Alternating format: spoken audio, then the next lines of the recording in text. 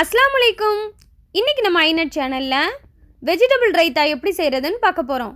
வாங்க வீடியோக்குள்ளே போகலாம்.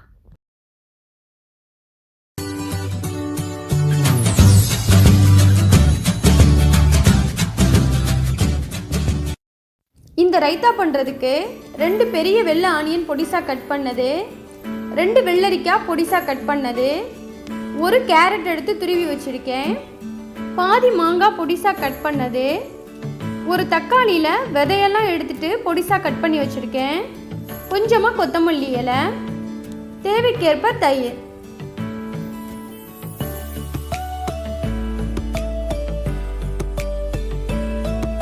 இப்போது நான் ஒரு பாத்திரத்தில் நம்ம கட் பண்ணி வச்சுருந்த எல்லா வெஜிடபிள்ஸையும் ஒவ்வொன்றா சேர்த்துக்கிறேன்.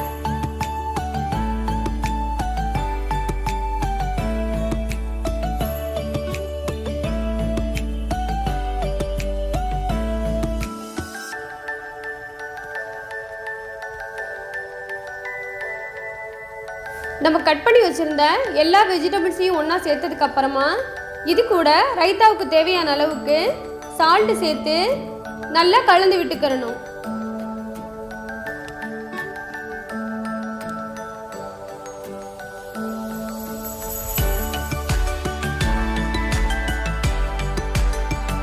நம்ம தேவைக்கேற்ப தயிரை வெஜிடபிள்ஸோடு சேர்த்து கலந்து விட்டுக்கிறணும்.